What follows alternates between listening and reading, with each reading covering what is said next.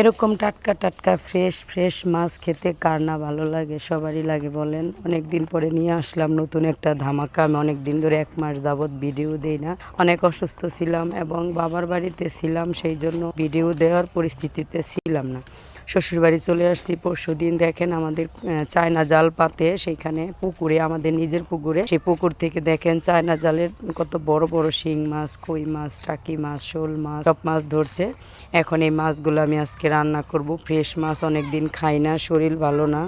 ডিমালা শিং মাছ এগুলা কিন্তু চাষ করা না, আমাদের পুকুরের, খেতে কিন্তু খুবই মজা লাগবে। টাকি মাছের ভর্তা করব, আর শিং মাছগুলা একটা দুইটা বেগুন দিয়ে একটা আলু দিয়ে হালকা ঝোল করব।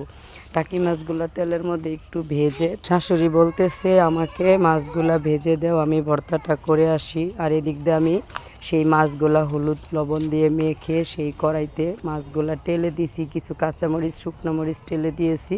আর এখন আমি মাছগুলা ভেজে উঠিয়ে নিব। আর সেখানে আবার সরিষার তেল দিয়ে কাঁচামরিচ পেঁয়াজ কুচি দিয়ে একটু ভেজে পানি দিয়ে দিব শুকনো মশলাগুলা। আসলে এই তরকারিগুলা খেতে এতটাই মজা হয়, আমি আপনাদেরকে কি বলবো, বোঝাতে পারবো না। 1 মাস পরে শ্বশুর বাড়িতে এসে নিজেদের পুকুরের এরকম হাতে ধরা মাছ দিয়ে ভাত খেয়ে খুবই শান্তি লাগলো, খুবই খুবই মনে ভালো লাগলো। আর জানেনই তো, অসুস্থ হওয়ার পর থেকে মুখটা খুবই খুবই পচে আছে, আর এরকম রান্না বান্না হলে কার না ভালো লাগে বলেন। সেই জন্য আপনাদের সাথেও একটু সুস্থ হয়েছি, তাই শেয়ার করলাম। আপনারা যে আমাকে সাপোর্ট করতেন আগে, প্লিজ সবাই আগের মতো সাপোর্ট করবেন। আমার চ্যানেলটা সাবস্ক্রাইব করে পাশেই থাকবেন, অল নোটিফিকেশনে ক্লিক করে দিবেন। আর আমি আপনাকে সাপোর্ট করব অবশ্যই অবশ্যই। আমার যারা যারা সাপোর্ট করবেন, যদি ইউটিউবার হন, সবাইকে সাপোর্ট ব্যাক দিবেন। আর যারা আমাদের লোকাল বন্ধু বান্ধব, আমার পরিবার আছেন, আমাকে সাপোর্ট করেন, তাদেরকে অসংখ্য অসংখ্য ধন্যবাদ আমার মন থেকে, মনের ভিতর থেকে।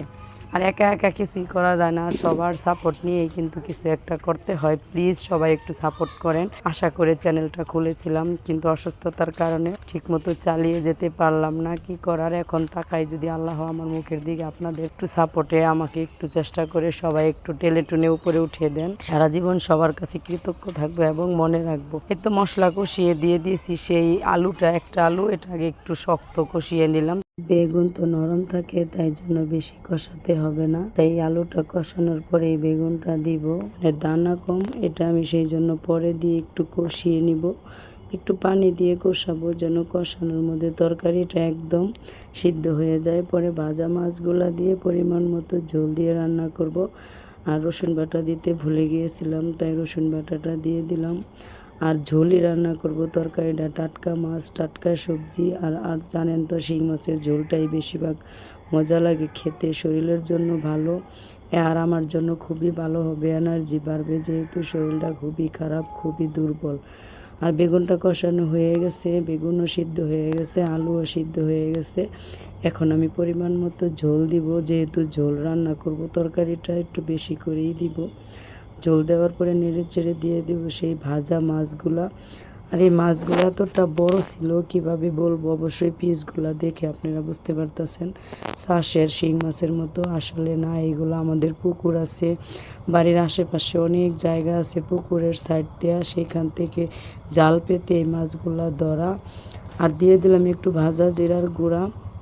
কথা বলতে বলতে তরকারিটা হয়ে গেছে। তাহলে সবাই অবশ্যই চ্যানেলটা সাবস্ক্রাইব করে পাশেই থাকবেন, অল নোটিফিকেশনে ক্লিক করে দিবেন। বন্ধুবান্ধব, আত্মীয় স্বজন সবার কাছে প্লিজ সবাই একটু শেয়ার করে দিবেন। তরকারিটা এখন আর শুকাবো না, যেহেতু ঝোল কমেই গেছে। আর দেখেন মাছটা কি সুন্দর, একদম ডিমে ঠাসা ভর্তি। আর এরকম মাছ ডিমালা রান্না করলে কিন্তু খুবই মজা লাগে, বিশেষ করে ট্যাংরা মাছ, টাকি মাছ, শিং মাছ। আমার কাছে ভালো লাগে, আপনাদের কার কাছে কেমন লাগে প্লিজ কমেন্টে বলবেন। যারা আমাকে সাপোর্ট করেছেন, এতদিন সাপোর্ট পান নাই, প্লিজ তারা মন খারাপ করবেন না, রাগ করবেন না। আমি আবার নতুন করে ফিরে আসছি সুস্থ হয়ে। তারপরে এখন থেকে ভিডিও আপলোড দেব, সাপোর্ট করব। আল্লাহ হাফেজ সবাইকে।